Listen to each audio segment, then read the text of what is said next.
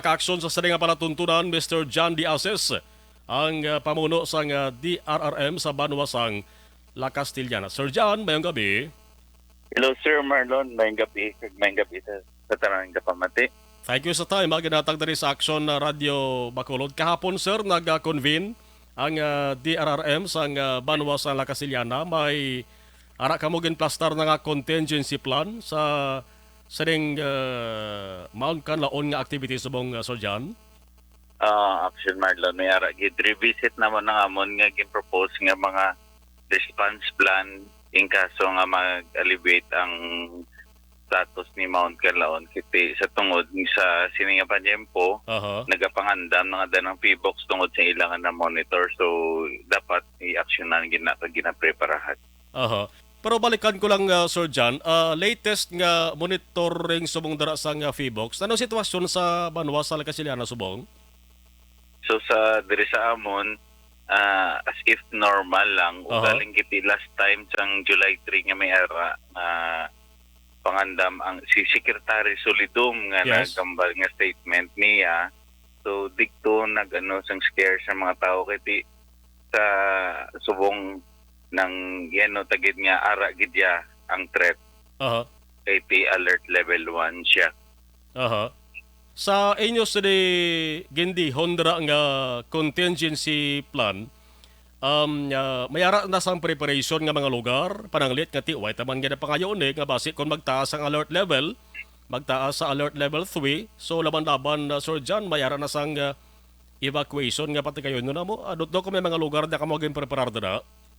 No, yes, actually Marlon, mayara na mo ni ang maka-identified naman nga evacuation site. Kagang apat diri puro gidya eskwelahan, kagang isa ng transfer sa may barangay.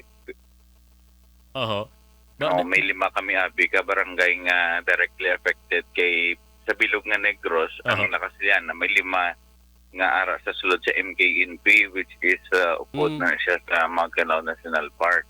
So ang amon niya mga tupad ya tagdual nga ka barangay isa.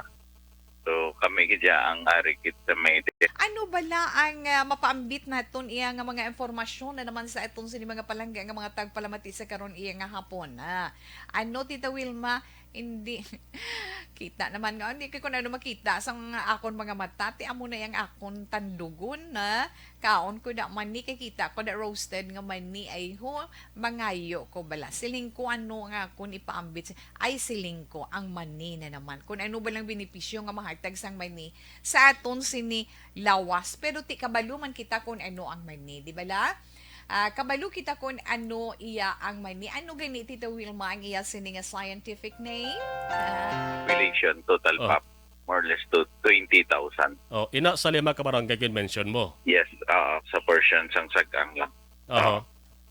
Sige. Nano ang mga tao subong dara Sir John, why man so far sang pagpalayag sang kabalaka based sa istorya niyo? Sa wala man kiti as if normal lang gid. So sige lang kami monitor kag update through sa amon nga FB page kag sa iya ka Arangkala Castillana. So dra kami no update para at least mga tao ma-feed up man sang information nga direct from the PBOX kit bala, hindi kisiling nga himo-himo lang. Yes. Ina mga mention mo nga prepare nga mga evacuation centers, mga buluthuan ni siya. Yes. Eskwelahan. Kag di na nga eskwelahan, Sir John? Diri siya may proper, may 4 kami ka in-designate nga evacuation kag isa sa may barangay Talaptap. Okay, sige.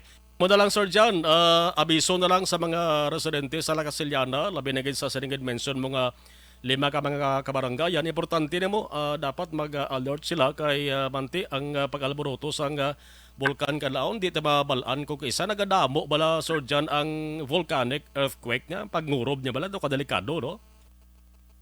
So ang sa may pangurob naman, so gapasalamat kami nga nang sa amon nga pagpamangkot sa mga pumuluyo, wala sang may nakabatyag nga naglinog gid bala.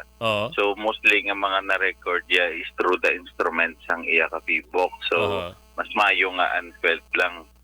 And then ang ginaabiso naman sa mga pumuluyo, especially nga amo gidiyang mando sang PBOX, is nga wala gidya sang entry sa within the 4-kilometer danger zone. Yes. And then ang mga pumuluyo nga ra sa babaw nga ginapangambay namon ang cooperation if ever nga magsaka ang alert level kung ano ang mando ikabay pasundo nila titing amon nga atmos nga ginapangamuyo is maging zero casualty if ever nga matabo abi.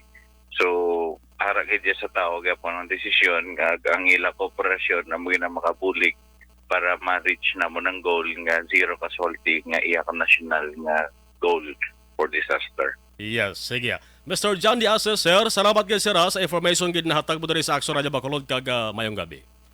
Okay, may gabi. Salamat gid, Action Marlon. Action Firing Line.